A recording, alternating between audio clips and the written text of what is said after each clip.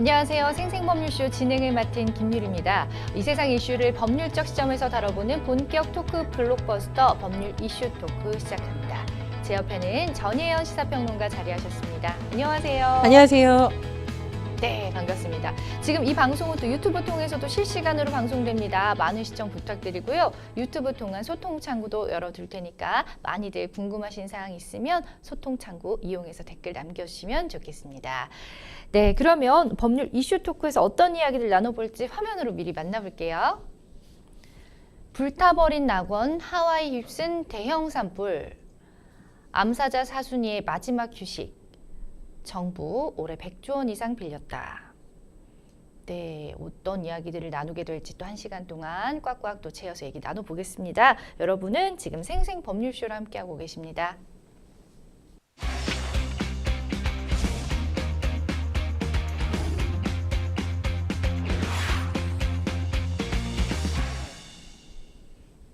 네, 법률 이슈 토크 첫 번째 주제는 불타버린 낙원, 하와이 휩쓴 대형 산불입니다.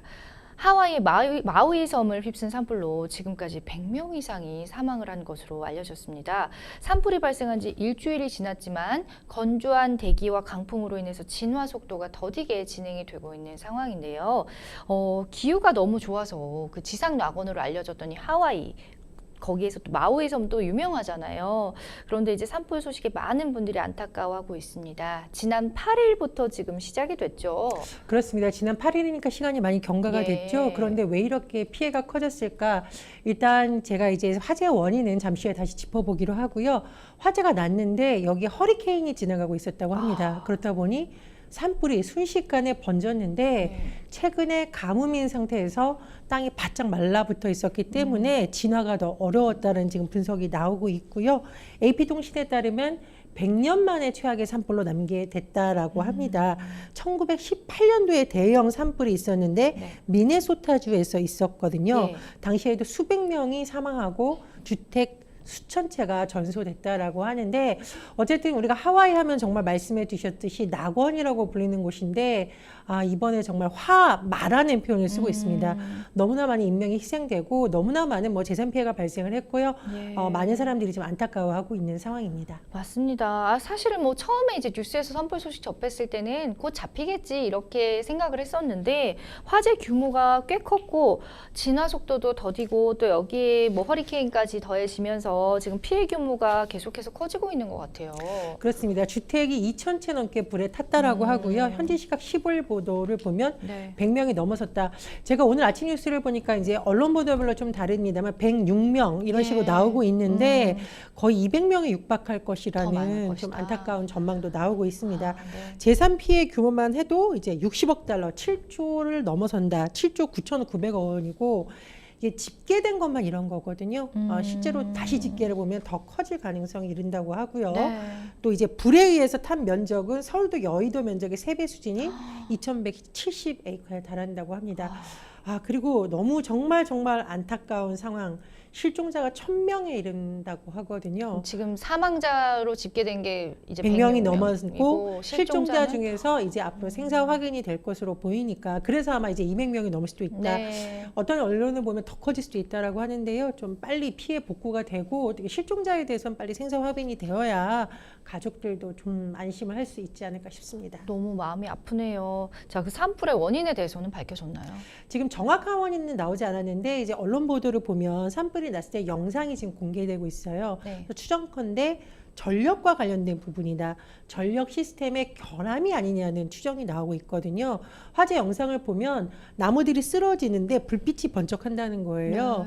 자연 상황에서 불빛이 번쩍하기는 어려우고 소위 우리가 스파크 튄다 그러죠. 어떤 전력상의 문제로 불꽃이 튀면서 나무에 옮겨 붙고 그것이 계속된 것이 아니냐라고 하는데 지금 WP의 보도에 따르면 하와이 전력 시스템에 중대가 문제한 발생했다는 사실을 확증할 데이터와 직접적으로 연관이 된다. 왜? 전기적 오작동이 바로 영상에 잡힌 것이다라는 외신 보도가 나오고 있습니다. 그러니까 정확한 원인은 아니지만 일단 대형 전력회사가 산불의 원인 제공자일 수도 있다. 이런 분석이 또 나오고 있다는 건데 지금 소송까지 제기가 되고 있다고요. 예, 말씀드렸듯이 정확한 원인 조사는 앞으로 여러 가지 분석을 해봐야겠죠. 그러나 말씀드렸듯이 추정이 나오고 있고 그렇다 보니 이제 현지 주민들 사이에서 이미 소송이 시작이 됐다라고 합니다. 하와이안 일렉트릭 이 산불의 책임이 있다. 그리고 집단 소송을 지금 하와이 일부 주민이 네. 냈다라고 하는데요. 왜냐하면 이제 근거가 있습니다. 이 사람들이 주장하는 것은 기상청에서 분명히 경고를 했다라는 겁니다. 허리케인이 이제 강풍으로 인해서 전선이 끊겨서 산불이 빠르게 번질 수 있다라고 경고를 했는데 네. 그에 대한 조치를 안 했다라는 거고요. 예. 두 번째로 허리케인으로 전봇대가 쓰러지기 시작했는데도 전력 차단을 안 했다. 대응을 안 했다라는 거죠. 그러니까 우리가 소송을 할 때 가장 중요한 것은 인과관계를 정확하게 밝혀야 되는 건데 네. 지금 주민들이 말하는 것은 이 정도로 산불이 나게 되는 데는 분명히 이 시스템 현상에 문제가 있다.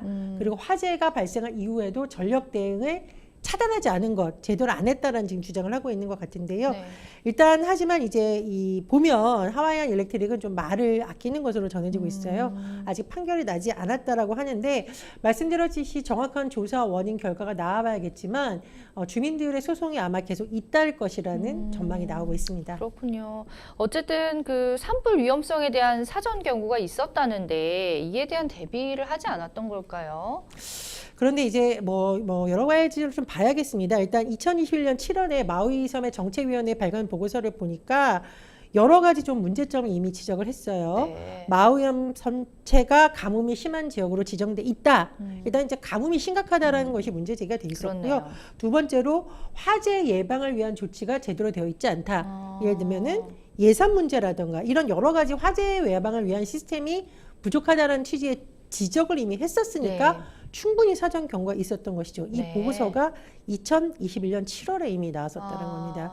그런데 하와이 당국이 이런 지적에 대해서 제대로 보완책을 받아들이지 않았다. 과소평가한 것이 아니냐라는 지적이 나오고 있습니다. 그런데 MC님이 보시기에 아까 소송 말씀을 드렸는데 예. 이 소송을 좀 어떻게 봐야 될까요?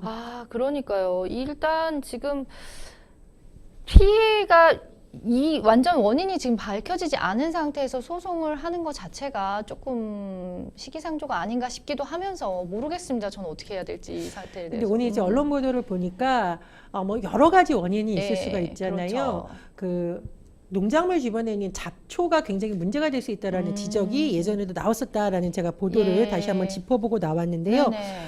결과적으로 인재다. 왜냐하면 공터에 외래종 초목이 굉장히 많이 나 있었는데 이게 문제가 있다라고 예제부터 지적이 나왔다는 겁니다. 그래요? 이게 이 외래종이 굉장히 화재에 취약하다라는 문제가 있다라는 지적이 이미 2021년 7월 제가 정부위원회 그렇죠. 말씀드렸죠. 네. 이런 내용이 포함되어 있다라고 영국 일간 가디언이 현지 시간 16일로 보고를 했다라니까 물론 이제 직접적인 원인을 얼마나 반야는 소송에 영향이 그렇죠. 있겠지만 네. 얼마 정도의 영향력이 있느냐도 아마 이런 부분을 통해서 볼 것으로 보입니다.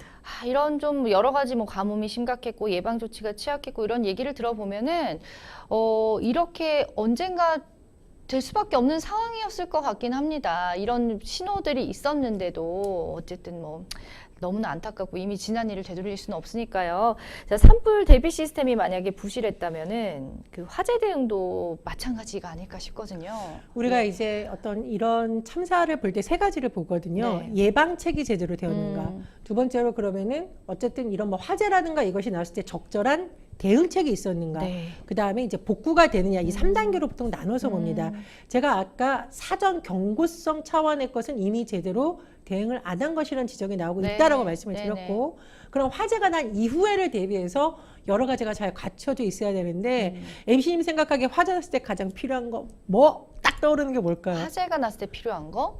일단 이걸로 불을 꺼야 되잖아요. 소화기? 예, 네. 또 있죠. 소화기, 소방호스 또 가장 중요한 건 뭘 뿌려야 됩니까? 물. 물입니다. 그럼 수도 시스템이 너무너무 아, 중요하겠죠. 네네네. 수도 시스템이 너무 화재에 취약하다라. 라는 지금 지적이 나오고 있습니다. 전 이게 너무 속상한 소식인데 네. 마우이 섬의 소방관들이란 말을 보니까 소화전의 수압이 너무 약해서 불을 끌 수 없었다. 진짜요. 21세기에 이런 일이 일어나는 게 너무나 안타깝지 않습니까? 그리고 정말 전 세계인이 사랑하는 유명 관광지인데 어떻게 그런 부분이 그렇게 더군다나 얘기했을까요? 수압이라는 것은 평소에 우리가 쉽게 말해서 체크, 예. 진단을 해볼 수 있는 그럼요. 문제잖아요. 근데 네. 소방관들이 이런 말이 나온다는 것도 너무 안타깝고 두 번째로 소방 인력이 너무 부족했다라고 합니다. 예. 그런데 이렇게 섬 지역이고 나무이고 바짝 마른 어떤 나무나 잡초가 있는 지역이 불나면 어떻게 될지 좀 상식적으로 우리가 생각해 볼 수 있는데 그렇죠. 그렇다면 소방 인력이 굉장히 충분해야 되잖아요. 지금 보니까 세계 주요 섬을 담당하는 상근 소방관 65명밖에 되지 않았다고 하고요. 사다리차 2대, 너무 열악한데요. 소방차 13대, 비포장 도룡탕은 전혀 없다. 이 말은 뭐예요? 산불 났을 때 과연 이 소방관들에게 불을 끌 수 있냐. 그래서 아까 말씀드렸듯이 수도도 문제가 있었고 소방 인력에도 문제가 있었고 정부가 늑장 대응했다는 비판이 현재에서 나오고 있다고 합니다. 예를 들면 이제 주민들이 긴급 대피해야 되잖아요. 근데 긴급 대피소에 이재민 수천 명들이 있는데 이게 정부에서 제대로 안 해줘서 자원봉사자들이 나서서 식수도 조달해주고 그 사람들이 마련해준 식료품에 의존하고 있다는 보도도 나오고 있습니다. 그러게요. 저희가 이제 법률 이슈토크에서 이런 사건 사고를 다루면은 항상 좀 미리 예방을 했으면 어땠을까라는 맞습니다. 생각이 듭니다. 항상 일이 일어나고 나서 저희가 이제 얘기를 나누다 보면 안타까운 상황이 한두 개가 아니고 말씀 중에 왜 인재라고 표현하셨는지도 이해가 갑니다.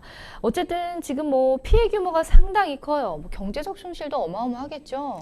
그렇습니다. 마우이 섬의 1년간 연내 생산 규모가 100억 달러로 추정을 한다라고 하는데 네. 이미 75억 달러의 규모라고 하니까 물론 이제 우리가 절대적 수치도 봐야겠지만 이 섬 전체가 차지하는 규모 중에서 몇 퍼센트를 본 거잖아요. 100억 달러의 연간 생산 규모가 추정이 되는데 이미 경제적 비용이 최대 75억 달러라는 건 정말 어마어마한 네. 거죠. 100분의 75니까 예. 4분의 3 정도의 이미 손실이 발생했다라는 거고요. 왜 이렇게 피해가 컸을까? 보통 이제 자연재해도 끔찍하긴 하는데 만약 숲속에서 그냥 불이 났으면 나무가 타버리잖아요. 그런데 이번 경우에는 이 불이 번져서 인구 밀집 지역으로 오다 보니 집도 많이 타고 인명 손실도 많이 발생한 것으로 보입니다. 예, 자, 또 뭐 주민들이 대피를 하지 못한 이유에 대해서도 책임론이 불거지고 있다고 합니다. 대피가 어려웠던 이유들이 여러 가지가 있다고요. 이게 좀 이게 산불로 인한 사망자가 이제 100명이 넘었다라는 거 제가 말씀을 드렸는데 네. 도대체 왜 그랬을까? 예. 아까 제가 말씀드렸듯이 산불이 이제 인접 지역, 인구 밀접 지역으로 놓으면 사람들이 차량을 타고 빨리 벗어나야 되는데 그렇죠. 이 도로에 굉장히 문제가 많은 것으로 또 지적이 나오고 있어요. 하와이 라하니아 지역이 이제 굉장히 큰 피해가 지역으로 알려져 있는데 네. 화재 당시 대피할 수 있는 도로가 단 한 곳이었다. 제가 보기엔 이제 이것도 문제고 네. 두 번째로 처음엔 이제 불꽃이 잡히지 않았는데 다시 이게 불이 번졌는데 당국에서 외부를 연결하는 우회로를 이후에 차단했습니다. 왜냐하면 이제 불이 더 번지는 것을 막기 위한 것이다. 네. 피해를 줄이기 위한 것으로 당국은 설명을 하지만 사람들은 빠져나가지 못하다 보니까 이렇게 인명 손실이 더 크다라는 갇혀버렸군요. 분석, 그러고 있습니다. 또 하나 이거 어디서 많이 본 소식인 것 같죠? 자, 경보 사이렌이 제대로 울리지 않았다는 겁니다. 예. 근데 이게 산불이 나서 순식간에 번지고 있는데 사람들이 빨리 알아야 대피를 할 거 아니에요? 네, 그렇죠. 지금 보니까 관광객들 같은 경우에는 산불에 대한 정보를 듣지도 못하다가 이후에야 이런 소식을 접했다고 하고요. 공항 방면으로 이제 향하고 있는데 차들이 계속 정체되고 이러면서 굉장히 많은 주민들이 당시 상황을 아비규환, 지옥 같았다라고 표현하고 있다고 합니다. 아이고, 정말 그 당시 상황이 그려지네요. 일단 지금 화재 당시 탈출에 성공한 또 생존자들의 증언이 속속 공개가 되고 있는데 무작정 바다에 뛰어든 분들도 많았다고 하더라고요. 저도 이 기사를 봤습니다. 그렇습니다. 예. 또 생존자의 증언을 보고도 우리가 참 씁쓸한 기분을 느낄 수밖에 없는데 네. 당국에서 구조 작업을 잘 하거나 이런 것이 아니라요. 음. 정말 어쩔 수 없이 차량을 타고 가다가 네. 어떻게 되냐 도저히 피할 데가 없어서 너무 바다로 뜨거우니까. 뛰어들었다는 예. 겁니다.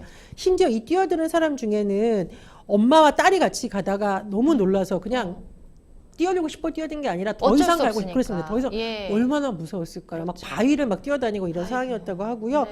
또 엄마가 이거 심장마비 겪을까봐 자녀들이 너무 걱정했다라는 겁니다. 그러니까 고령인 분들이 이런 상황을 봐서도 심장에 타격이 있는데 물속에 뛰어들어야 되는 상황이니까 그러니까요. 굉장히 좀 걱정이 됐다라고 하는데 지금 이 사람들이 굉장히 이제 울분을 토로하고 있다라고 하죠. 도대체 경고도 제대로 안 울리고 대피소도 제대로 안 되고 정부 당국은 뭐 했느냐라는 비판의 목소리가 높다라고 합니다. 너무 자연스러웠네요. 너무 자연 위주의 섬이잖아요, 그렇습니다. 마우이가. 그러니까 그렇습니다. 그냥 자연 그대로 그냥 그렇게 있다가 보니까 또 이런 일이 있을 때 대처가 너무 미흡했지 않나 싶습니다. 그 물속에 뛰어드는 건 거의 최악의 상황일 때 그렇죠. 마지막에 하는 행동이잖아요. 여기까지 간 것조차 참 안타까운데요. 자, 그 하와이 마우이 섬이 정말 뭐 계속 저희가 얘기하지만 세계적인 관광지잖아요. 이런 상황에 이런 뭐 아비규환 상황에서도 관광객들은 모르는 경우도 많았고 휴가를 즐기는 경우가 있어서 주민들이 굉장히 허탈해하고 있다고 합니다. 이 무슨 얘기일까요? 이렇게 참사잖아요. 이게 지금 그럼요. 자연재해로 인한 참사이기도 예. 하고 또 어떤 측면에서 보면 인재 측면도 있는 것으로 네. 보이는데 영국 BBC에 이런 보도가 나왔다고 해요. 사흘 전에 마을 주민들이 어쩔 수 없이 피해 다니다가 바닷속에 뛰어들어서 사망했는데 그러니까요. 며칠 후에 그 바닷가에서 관광객들이 수영을 하고 있더라. 이건 좀 너무하지 않느냐.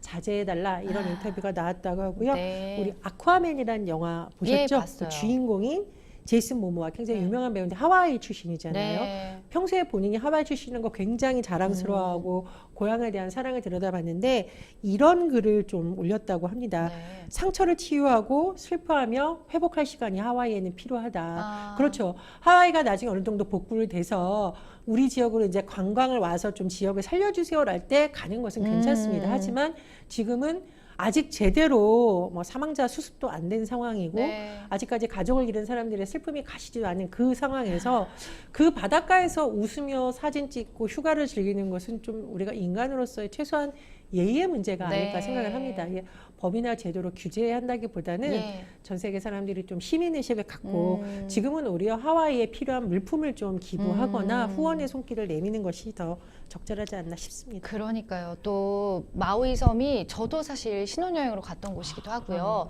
이게 신혼여행으로 많이들 가시잖아요. 그러니까 여행사 측에서도 좀 그런 것들을 취소하거나 좀 맞습니다. 잠시만 좀 그 하와이를 위해서 좀 애도하는 기간을 가지면 어떨까 이런 생각도 듭니다. 예, 아우 너무너무 안타깝고 지금 뭐 어떻게 해야 될지 예 이미 지금 벌어진 일이고 지금 또 폐허가 된 현장에 강도와 또 투기꾼까지 들실거린다고 하는데 아니 도대체 이런 분들은 어떤 생각을 갖고 이렇게 하는 걸까요? 이런 이해가 가지 분들이라고 않습니다. 이제 이런 사람들. 그래서 이제 인간이 아니다. 그러니까. 이렇게 말할 수밖에 없죠. 예. 왜냐하면 정말 화재. 오죽하면 화마라는 말을 쓰겠어요. 그런 상황에서 지금 사람이 불에 타서 사망하고 가족을 잃고 바다로 뛰어들어서 이런 사망자가 계속 나오고 있는데 제가 뉴스를 찾아보면 사실은 이런 일이 좀 종종 일어납니다. 예. 지진 대참사 맞아요. 상황에서 전쟁통에서도 꼭 이런 사람이 네. 있더라고요. 이런 예전에 사람들이. 뭐 미국에서 폭등이 났는데 일부 강도들이 상점에 들어가서 물건 훔치고 명품 가방 훔쳐가고 그렇습니다. 근데 이번에도 또 그런 일이 일어났다고 하는데요. 네. 미국 MBC 방송 등이 보도한 내용을 보니까 치안이 이제 아무래도 허술해지잖아요. 네. 근데 강도들이 총을 들고서 빈 상점에 들어가서 물건을 약탈해가고 아유. 심지어 의류 보급품을 뺏어갔다라는 얘기 들었는데 진짜 인간이 아니다. 네. 우리가 가끔은 모든 사람은 아니지만 인간으로서의 제가 예의를 계속 얘기하잖아요. 네네. 치안이 허술할수록 오히려 이 사람들이 어떤 안전상의 문제가 없는지 도와줘야 되는데 그 상황을 틈타서 음식물 보급품 뭐 이재민이라고 할 수 있는 사람들한테 지금 물품까지 뺏어가는 사람도 있다라고 하고요. 그러다 보니까 어떤 사람들은 구호 물품 받으러 갔다가 구호 물품이 이미 도둑맞은 상황이니까 헛수고하는 일까지 벌어지고 있다고 합니다. 또 하나 이거 정말 우리가 한번 생각을 해봐야 되는 문제입니다. 네. 화재가 나고 막 정신이 없고 그렇다 보면 또 경제적으로 어려운 분들이 있을 수 있잖아요. 그렇죠. 부동산 투기를 하는 사람들이 찾아가서 이 기회에 땅 팔아라 라고 한다는 겁니다. 그런데 주민들이 왜 걱정을 하냐면 이렇게 대규모 부동산 개발하려는 투기 세력이 하와이에 지금 산불을 틈타서 여기저기 땅을 사들여서 유흥 관광단지로 만들려는 것 아니냐라는 이제 오히려? 우려가 제기되고 있습니다. 예. 물론 이제 유흥 관광단지 자체가 좋다 나쁘다 말하기는 여러 가지 측면이 있지만 지금은 참사 꼭 이런 상황입니다. 시기에 예. 그리고 지금 하와이가 세계적인 어떤 관광지가 될 수 있고 낙원이라고 불리는 이유는 자연이 그래도 보존되고 있기 때문이지 그렇죠. 거기에 무슨 엄청난 놀이시설과 유흥업소가 있기 때문은 아니거든요. 그럼요. 그래서 좀 굉장히 우려의 목소리가 많이 나오는데 주민들이 이런 말을 했다라고 하죠. 라하이나, 이 지역을 제가 말씀드린 라하이나는 사고 파는 물건이 아니다라고 하고 이런 사람들에서 파렴치한 투기꾼이라고 표현을 했다라고 합니다. 라하이나가 와이키키처럼 되지 않기를 바란다는 주민들의 바람의 목소리를 네. 좀 아무리 사업을 한다라고 해도 지금은 그러니까요. 새겨들어야 될 시기인 것으로 보입니다. 아, 마우이가 또 사랑을 받는 이유가 또 있을 그렇습니다. 텐데요. 일단 뭐 재난 영화에도 꼭 그런 등장하는 빌런들이 있잖아요. 이런 위기를 틈타가지고. 그렇습니다. 그리고 그러비러도 있고 예. 나중에 천벌 받더라고요. 그럼요. 네. 다 인과응보입니다. 자, 이런 상황 속에서 이제 파렴치한 이런 행동을 하는 이들이 있는가 하면 자발적으로 나선 봉사자들의 따뜻한 마음도 느낄 수가 있었다고요. 참 그렇습니다. 인간 부류가 여러 부류가 있죠. 물론 네. 이제 어떤 사람들은 빨리 여기 빠져나가야겠다 해서 하와이를 떠나기도 했지만 어떤 사람들은 여기에 와 있다가 예. 내 경력이 좀 조금이라도 도움이 되면 내가 돕겠다라는 예, 예. 사례도 전해지고 있습니다. 어. 휴가를 즐기던 30년 비행 경력의 베테랑 조종사 유나이티드 항공에 근무했던 한 관광객이 예. 내가 필요하다면 여기서 승객들을 위해서 나서겠다라고 밝혔다라고 합니다. 그래서 이제 공항이나 이런 데서 혹시 내가 필요하면 내가 자원봉사를 하겠다라고 하는데요. 이분도 사실 부인이랑 여기 휴가 왔던 사람이었고요. 그러니까요. 내가 휴가 포기하고 어. 자원봉사 하겠다는 건데 저 이 사연을 읽다 보니까 그나마 좀 위안을 받는 아까 인간의 길 포기한 사람들도 있지만 또 이런 사람들이 있기 때문에 맞아요. 이 화재로 피해 입은 분들이 좀 앞으로 일어설 수 있는 희망을 본 것 같습니다. 네, 어딜 가나 이렇게 또 좋은 분들도 참 많은데요, 그죠? 네. 자, 뭐 미국 지금 대통령 바이든 대통령도 이른 시일 내에 하와이를 방문하겠다 이렇게 밝혔는데 아직까지 방문을 안 하고 있는 상황인가요? 일단 예. 대통령이 방문의 일정을 당장 안 한 것은 백악관 측의 설명을 좀 분석을 네. 해보면 일단 빨리 여러 가지 복구라던가 화재 진압이라던가 이런 게 돼야 되는데 이제 거기에 좀 초점을 맞춘 것이다라고 하고 있지만 제가 다시 짚어보겠지만 좀 논란이 되고 있긴 합니다.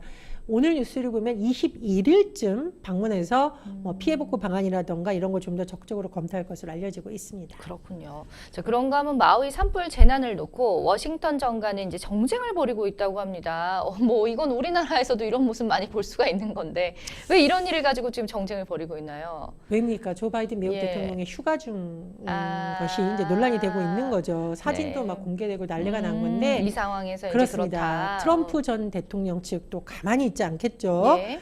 이 휴가를 즐기는 바이든 대통령의 사진을 공개하면서 맹 비판을 하고 있어요. 그러면서 신이 백악관의 새 리더십이 필요하다는 점을 알고 있을 것. 이 말은 바이든 대통령 뽑지 말고 나를 뽑아달라라는 예. 전직 대통령인 도널드 트럼프 전 대통령의 메시지가 담긴 것으로 보이는데 백악관이 반박을 했습니다.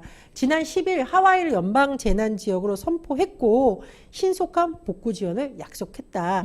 말씀드렸듯이 지금은 희생자 수색과 구호 작업이 우선이기 때문에 지금 당장 방문 안 한 것이고 바이든 대통령 방문할 것이다. 또 이렇게 백악관이 반박을 했습니다. 다 이유가 있는 건가요? 그래서 어디서 많이 본 듯한 장면인 것 같긴 하네요. 그렇습니다. 자, 우리 정부도 이제 산불과 화재 피해 대응을 위해서 200만 달러, 즉 한화로 26억 6천만 원 규모의 인도적 지원을 결정을 했대요.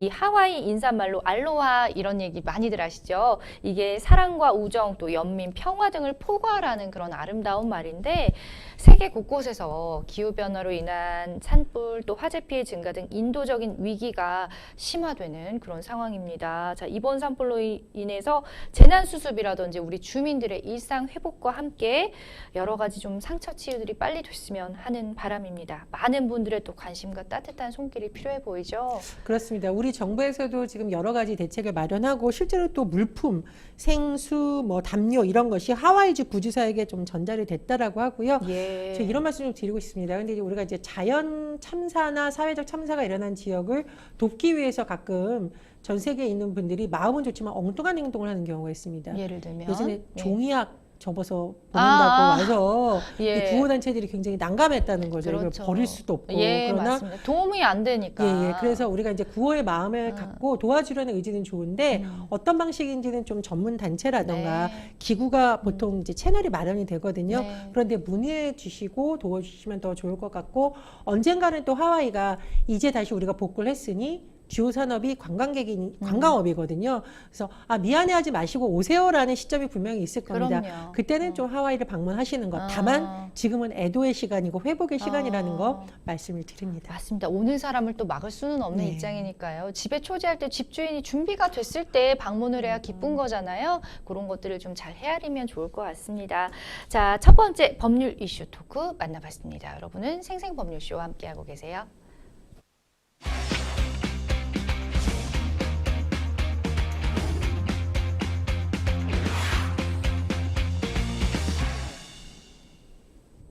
네, 법률 이슈 토크 두 번째 주제는 암사자 사순이의 마지막 휴식입니다. 경북 고령군의 한 관광농원에서 암사자가 탈출한 일이 있었죠. 정말 사자가 만약 탈출해서 목격된다면 너무너무 놀라겠죠. 예. 이 뉴스가 여러 가지 측면에서 생각해 볼 지점이 많은데 일단 사자가 탈출한 곳이 동물원이냐 아닙니다. 한 사설 농장이었던 그러니까요. 거예요. 10살 오전에 사자가 탈출했어 해서 농장주가 신고를 했고요. 네. 농장주가 이장한테 알리고 다시 이제 관계기관에 전파가 됐습니다.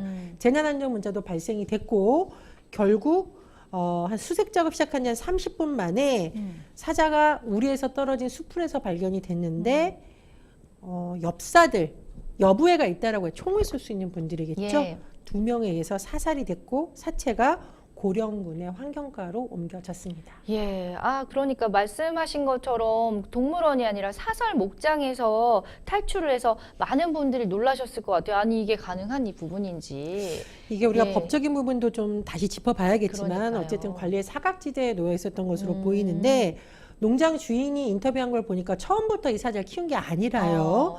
소를 방목하려고 농장을 인수해서 보니 사자 2마리가 있었다는 겁니다. 원래 있었다. 근데 농장 인수할 때 하고 보니까 거기 사자가 있었다. 얘도 농장 주인이 뭔가 키웠다는 거예요. 예. 2008년에 경북 봉화군에 있었는데 고령군으로 옮겨졌고 다시 대구 환경청에 양도 신청이 들어오긴 했는데 이게 굉장히 복잡합니다. 목장 주인이 또 목장 인수하면서 주인이 3번 바뀌고 이런 과정에서 제가 보기에 이제 관리 사각지대에 놓인 것으로 약간 보여요. 방치가 된. 그렇죠. 네. 그래서 이 목장주가 환경청에 이거 사자로 좀 어떻게 해주세요 요청을 했는데 다들 지금 어떻게 할 수가 없다. 동물원에 기부하겠다라고 했더니 동물 측에서는 맹수들이 이미 있는 상황에서 다른 맹수가 들어왔을 쉽지 때 않죠. 다른 사자와의 또 이렇게 네, 뭐 어떤 맞습니다. 뭐 사건이 일어날 수 있다. 그래서 받지 않았다는 겁니다. 어. 물론 이제 기부를 안 받을 권리도 있는 네. 거니까요. 그러다 보니 키웠다라고 하고 있는데 어쨌든 사설 농가에서 이걸 키우고 있다라는 것은 우리가 좀 생각해 볼 지점이죠. 그러니까 이게 그 주인 관리인만의 잘못은 또 아닌 거네요. 어쨌든 시도를 많이 했지만 뭐 여러 가지 상황상 지금 계속해서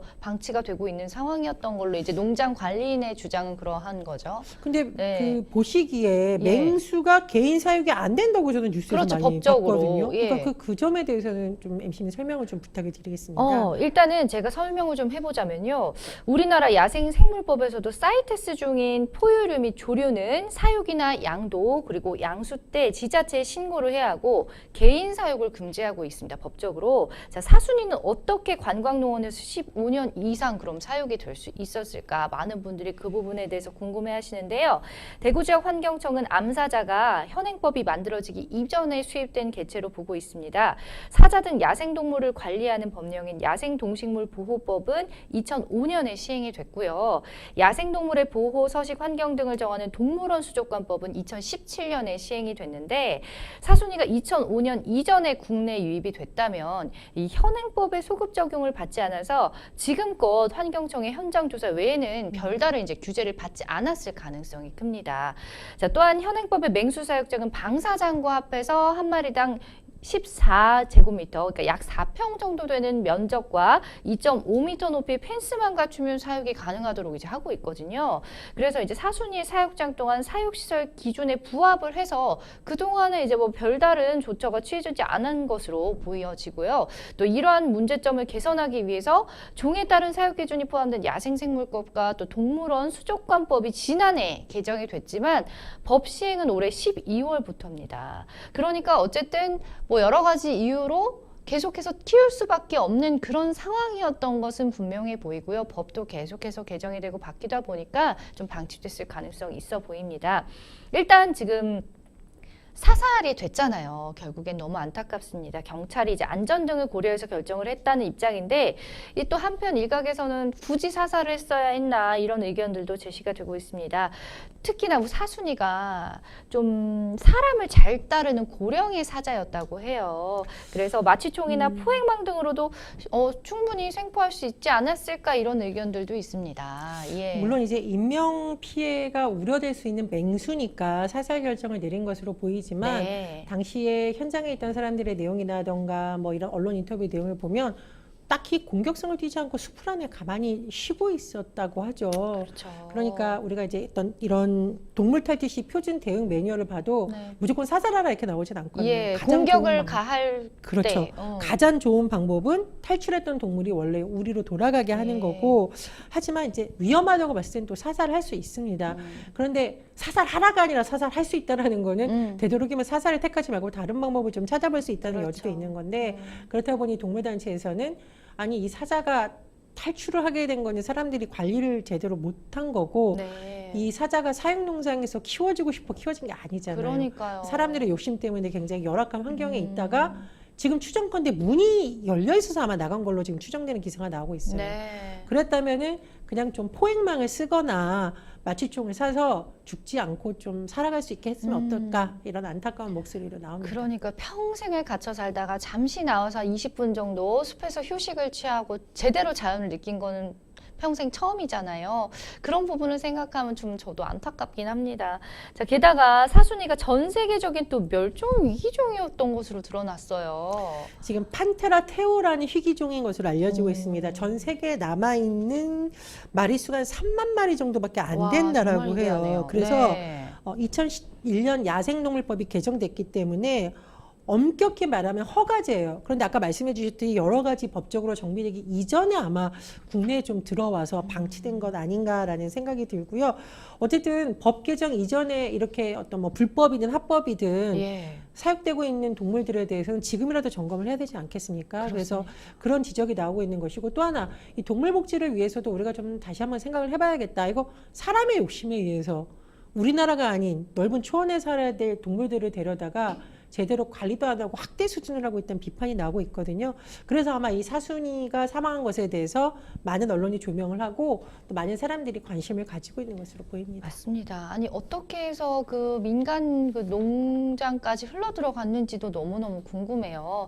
자, 그런데 이제 동물원이든 민간 농장이든 동물들의 탈출 소식이 요즘에 계속해서 조금씩 들리는 것 같아요. 왜 이런 일이 자주 발생하는 걸까요? 그러니까 동물들이 탈출할 수 있는 상황이니까 일단은 관리가 제대로 안 되기 때문이잖아요. 그렇죠. 왜 그 얼룩말 새로 탈출해가지고 네. 나왔는데, 다행히 이제 이 얼룩말은 크게 뭐 시민들을 위협하지도 않았고 또 동물원으로 돌아가서 잘 지낸다.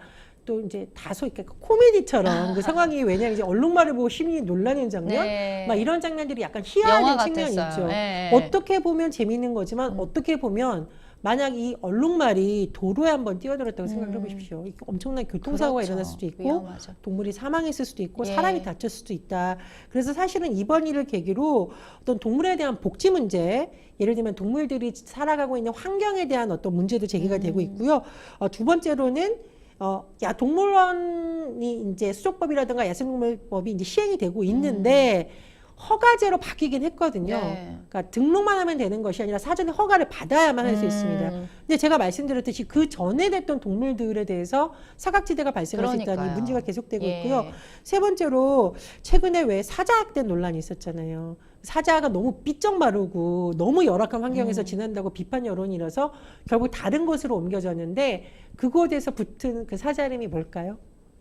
왜? 바람이. 바람이? 바깥 바람을 싣고서라고. 아이고. 그만큼 열악한 환경에 있었다는 거고, 사자가 옮겨지기 전과 옮겨지의 모습이 너무나 맞아요. 대조적입니다. 통통하게 살이 쪄서 웃고 살이 있는 느낌. 쪄가지고 먹이를 사육사가 들고 오면 막 그 반응을 네. 하는 모습이 있거든요. 그래서 이게 우리가 먹고 살기 힘든데 동물까지 신경 써야 되냐라는 말을 하실 수 있지만, 거꾸로 이 동물들을 사람의 이기심에 의해서 데려왔는데 정말 이렇게까지 해야 되는 비판 여론이 일고 있습니다. 뭐 네. 동물 복지라든가 환경의 문제라든가 말씀드렸듯이 이 동물을 사육하는 환경, 또 이후의 문제, 안전 문제 여러 가지가 좀 종합적으로 점검이 필요해 보입니다. 그러니까요. 저도 어릴 때 동물원 참 많이 갔고 아이들이 워낙 동물원 좋아하잖아요.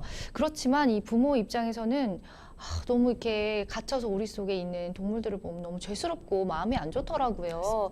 이 일부 동물 단체에서는 야생 동물들이 살아가는 환경을 동물원이나 민간 목장 등이 아니라 생추어리로 전환해야 한다 이런 주장이 계속해서 나오고 있다고 하는데 생추어리 정확히 어떤 의미인 건가요? 이제 생추어리라는 것은 동물들이 완전히 야생성을 잃었기 때문에 야생으로 그냥 방사해 주기는 어려운 동물들이 있을 수가 오히려 더 있습니다. 위험할 수가 있으니까. 그렇죠. 예. 그리고 뭐 학대를 당했는데 이 동물을 마땅히 어떤 데려가겠다는 동물원이 없거나 치료가 필요하거나 이런 동물들을 가장 환경을 자연 상태와 비슷하게 만들어서 살아갈 수 있도록 만들어주는 겁니다. 네. 사실 동물원의 환경이라는 것은 사람의 편의에 의해서 된 거지 그렇죠. 동물들이 좋은 환경이라고 볼 수는 없죠. 맞아요. 그래서 생추어리와 동물원은 분명히 다르다라는 지적이 나오고 있고요.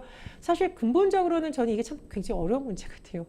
동물원이라는 곳을 어떻게 우리가 생각해야 되는 것을 생각을 했는데 저도 어릴 때 돌고래 쇼 같은 거 보면 네. 너무 좋아했거든요. 네. 근데 어느 순간 저 돌고래들은 무슨 죄가 있어서 드넓은 바다에 여기 잡혀와서 평생 사람의 즐거움을 위해서 쇼를 해야 되냐 생각을 하니까 굉장히 가슴이 맞아요. 아프기도 했습니다. 예, 그러니까 말입니다.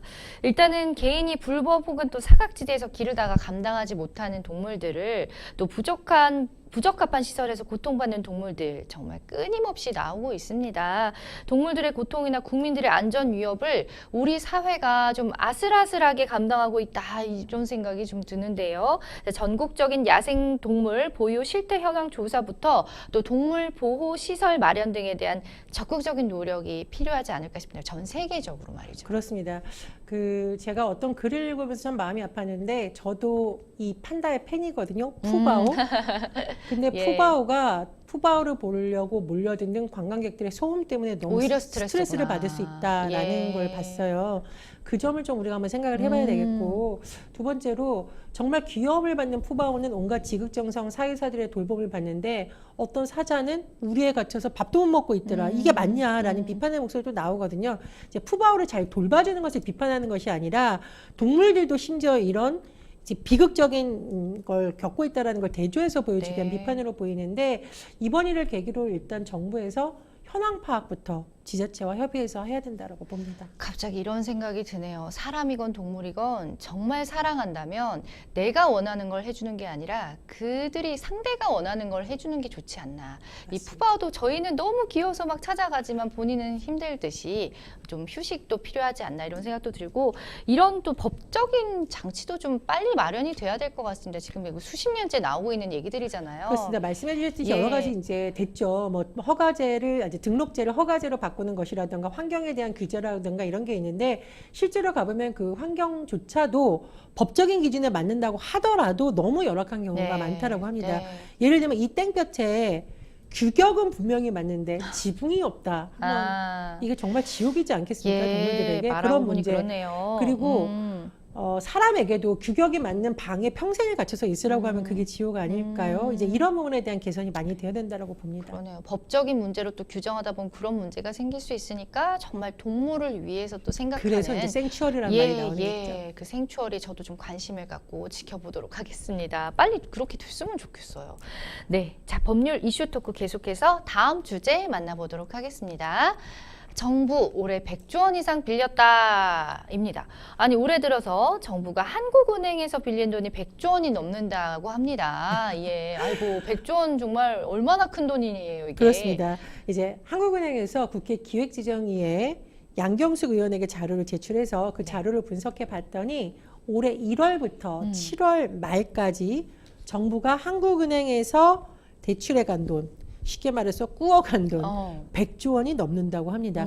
이게 많은 금액이냐 적은 금액이냐는 예전하고 비교해보면 볼 수 있겠는데요. 그렇죠. 2010년 이래 가장 많은 금액이다. 오. 이 부분에 지금 우리가 주목을 해야 되고요. 예. 그리고 또 중요한 부분은 뭐냐, 지금 세수가 부족하다는 현상이 계속 나오고 있거든요. 계속해서. 예. 그리고 특히나 코로나19 시기처럼 이렇게 좀 특수 상황이 아닌 상황에서 이렇게 많이 빌렸는데 이걸 어떻게 봐야 되냐, 이런 우려의 목소리가 나오고 있습니다. 그렇죠. 지금 올해가 아직 뭐 다 한참 남았잖아요. 몇 달이 남았는데 지금 100조 원 이상이라고 하니 자, 정부가 돈도 빌려? 이렇게 생각하는 분들도 계실 것 같거든요. 이 부분에 대해서 설명을 좀 부탁드립니다. 예. 쉽게 말하면 정부도 세입이 있을 거고 세출이 있겠죠. 그렇죠. 들어오는 돈이 있고 나가야 되는 돈이 있는데 예. 최근에 세수가 줄어들고 펑크가 났다라는 분석 기사 계속 나오고 있고 수치도 발표되고 있습니다. 근데 정부는 뭐 민간기업처럼 예를 들면 밀렸다가 줄게요 이럴 수 있는 건 아니죠. 네. 그렇다 보니 한은에서 돈을 빌려서 쓰는 건데 일종의 마이너스 통장이라고 해야 될까요? 반드시 갚아야겠죠. 또 법률적인 것에 당연하죠. 있어서 예. 이자도 내야 됩니다. 이 정부에서 이렇게 하는 방안 두 가지가 있습니다. 재정증권, 이제 채권이라고 하죠. 채권을 발행하는 방법이 있고 두 번째로 한국은행에서 빌리는 방법이 있는데 일종의 이제 마이너스 통장처럼 정부가 한국에서 빌린 돈 1월에서 7월 말까지 100조 원이었다. 야. 이런 겁니다. 1월에서 7월까지 네. 그렇군요. 그 이자 말씀하신 것처럼 이자도 내야 되잖아요. 이자 내야 똑같잖아요. 법으로 예. 다 정해져 있고 예. 마음대로 깎을 수 있거나 그런 건 아니고요. 그렇다 보니 지금 이자로 1,100억 원이 이자만? 들어갔다. 올해 이자만. 그렇습니다. 아하. 그런데 이게 올해라고 하지만 제가 말씀드렸듯이 정확히는 7월까지. 1월부터 7월까지니까 굉장히 큰 규모이기 때문에 네. 이 정부의 재정 운영이 참 쉽지 않다 이런 분석이 나오고 있습니다. 그렇네요. 그러면은 궁금한 게 지금까지는 다 똑같아요. 일반 사람들이 대출하는 거랑 그렇다면 이게 한도도 있는 건지요? 정부가 대출 받는 게 한국은행에. 당연히 있습니다. 아. 개인도 마이너스 통장 한도가 있죠. 예. 다 당연히 똑같네요. 있는데 통합계정 40조 원, 양국관리 특별회계 2조 원, 네. 공공자금관리기금 8조 원, 최대 50조 원까지 빌릴 수가 있는데 예. 아까 100조 원이라고 했잖아요. 예. 라고죠. 어떻게 했느냐. 그래서 50조 원을 넘지 않는 범위에서 빌리고 갚고 이걸 다 합했더니 이제 100조 원이 다 이렇게 보면 됩니다. 한꺼번에 빌린 게 아니라 그렇군요. 일단 그리고 모두 상환을 한 상태긴 합니다. 네네. 그나마 다행이네요. 네. 그래야 또 신용을 얻어서 또 빌릴 수가 있고 그런 거니까 그래서 빌리고 갚고 이렇게 했군요. 일단 지금 뭐 한은의 대정부 일시대출의 법적 근거가 국고금관리법이나 한국은행법 또 공공자금관리법 기금 등에서 이제 기금법 등에서 살펴볼 수가 있는데 제가 좀 간단히 설명을 좀 드릴게요. 일단 국고금관리법 제32조 제1항이 국가는 국고금의 출납상 필요할 때 제35조에 따른 재정증권의 발행, 한은은행으로부터의 일시 차입, 그 밖에 대통령령으로 정하는 방법으로 자금을 조달할 수 있다 이렇게 규정을 했습니다. 다만 같은 조 제2항에 따라서 조달한 자금은 그 회계연도의 세입으로 상환을 해야 하는데요. 한국은행법 제75조 제1항은 한은은 정부에 대해 당좌 대출 또는 그 외 형식의 여신을 할 수가 있으며 정부로부터 국채를 직접 인수할 수 있다라고 규정했습니다. 같은 조 제3항에 따라 이율 등 대출 조건은 금융통화위원회가 정하는데 올해 1월 12일 금통위 회의에서 의결된 대정부 일시대출 한도 및 대출 조건에 따르면요. 이자율은 대출 직전 분기 마지막 달 중 91일물 한은 통화 안정증권의 일평균 유통수익률의 0.10%포인트를 더한 수준입니다. 제가 말하면서도 되게 어려웠거든요. 이 무슨 내용인가. 자, 어쨌든 평론가님, 그 정부가 지금 한은으로부터 너무 많은 돈을 자주 빌리고 또 이렇게 풀린 돈이 시중에 오래 머물면서 그러면 이제 유동성을 늘려서 물가 관리에 좀 걸림돌이 되지 않을까 이런 좀 우려도 되거든요, 사실. 그러니까 정부의 재정에 우리가 안정성이라고 하죠. 네. 우리 가게에서도 마이너스 통장에 있는 돈을 수시로 빌렸다 갚았다라는 거는 쉽게 말해서 들어오는 돈과 나가는 돈에 있어서의 안정성이 없다라고 하는 것처럼 불안하니까. 그렇죠. 예. 특히 제가 말씀드렸듯이 세수 펑크 이게 이제 가장 논란이 되는 부분이거든요. 돈이 들어올 곳은 적은데 네. 돈이 나갈 곳은 정해져 있는 경우가 굉장히 많거든요. 정부 살림도 이런 부분 지적이 나오는 거고 있고요. 말씀해 주셨듯이 정부가 한으로부터 돈을 빌립니다. 유동성이 는다라는 것은 돈이 많이 풀린다는 거거든요. 이러면 또 이게 물가에도 영향이 있습니다. 네. 그래서 이 두 가지 측면에서 좀 정부가 잘 봐야 된다라는 거고, 특히 이제 정치권에서 나오는 우려의 목소리는 지금 코로나19처럼 특수 상황도 아닌데 벌써 이렇게 하면 어떡하냐. 정부의 적극적 관리가 필요하다라고 지적이 나오고 있는 겁니다. 그러니까 제가 모르면 몰랐지 알고 나니까 참 불안합니다. 왜냐하면 우리 가정의 가게도 뭔가 이렇게 안정적이지 않은 불안한데 이 국고가 지금 국가의 이렇게 정부의 이런 부채가 좀 꽤 되는 걸로 보여요. 아무튼 이렇게 많은 돈을 빌린 첫 번째 원인으로는 살짝 언급해 주셨지만 세수 부족으로 꼽히고 있는데 게다가 또 지금 물가가 계속해서 오르고 있는 상황이잖아요. 특히나 이제 국제 유가 또한 뛰면서 휘발유 가격도 많이 올라 있는 상황입니다. 그러다 보니까 정부가 이달 말에 또 유류세 인하 종료를 앞두고 고심에 빠졌다고 합니다. 참 걱정이 많습니다. 자, 우리 예. MC님께서 말씀하신 것이 지금 정부가 빠진 고민을 그대로 보여주고 있습니다. 자, 앞에 한번 보겠습니다. 세수 부족. 네. 이 말은 뭐예요? 세금이 지금 많이 걷지 못하고 있다라는 예. 거예요. 그런데 유류세, 세금은 또 인하하는 것을 연장했다. 이게 뭐가 안 맞죠? 중간에 이제 뻥 뚫리네요, 이게. 그렇죠. 예. 그래서 이제 많은 언론에서도 야, 지금 세수 펑크 난리라고 지금 난리가 났다. 그런데 한쪽에서는 또 세금 인하 방안을 연장하거나 예. 일부 감세해 준다는 정책을 취하고 있다. 이 충돌을 어떻게 정부가 잘 하면서 예. 재정 안정성을 지킬 것이냐. 굉장히 어려운 숙제라는 지적이 나오고 있는 겁니다. 그래서 요즘 뭐 물가 때문에 난리다 보니 정부 입장에서는 세금을 어떻게 좀 부담을 완화해 주는 방법을 많이 쓰고 싶지만 말씀드렸듯이 유류세 인하 조치도 계속해야 되냐 말아야 되냐 굉장히 좀 사실 이제 내부에 경론이 네. 있었던 것으로 전해지고 네네. 결론적으로는 유류세 인하 조치를 10월 말까지 더 연장한다는 겁니다. 근데 이게 이번이 처음이 아니거든요. 여러 번 했기 때문에 이걸 또 언제까지 연장해야 되느냐 굉장히 사실 논란이 많았습니다. 그래서 일단 10월 말까지입니다. 그런데 제가 아까 말씀드렸듯이 정부가 와 유류세 인하 이제 이것을 연장한다 그럼 와 좋다라고만 말할 수 없는 것이 네. 말씀드렸듯이 세수 부족 상황을 또 봐야 되는 거잖아요. 또 그걸 국민이 감당해야 될 수도 있는 그렇습니다. 거잖아요. 제가 말씀드렸듯이 재정이라는 것은 들어오는 돈과 나라는 정도 어느 정도 균형성에 예. 맞아야 되는데 이런 것이 없기 때문에 일부 전문가들이 또 지적을 하고 있고요. 말하자면 또 이건 일종의 비상 조치죠. 계속 유류세 인하 조치를 연장할 수는 없는 거니까 또 전문가들이 이런 방식을 고육지책으로 택한다 하더라도 근본적인 방법이 아니기 때문에 근본적인 대책이 뭔지에 대한 고민도 필요하다라는 거고 또 하나 에너지 소비를 좀 줄이는 방안도 같이 고민해야지 계속 세금 인하하는 걸 연장해서 하는 방식도 문제가 있다. 또 네. 이런 비판도 일각에서 나옵니다. 그러니까요. 어쨌든 뭐 정부의 그런 지금 상황은 입장은 충분히 이해를 합니다. 그렇지만 또 국민의 입장에서는 세금을 적게 내는 것도 아닌데 이 세수 부족 현상이 일어나면서 이러한 것들을 지켜보다 보면은 좀 불안하고 좀 이렇게 불만도 아무래도 있을 것 같습니다.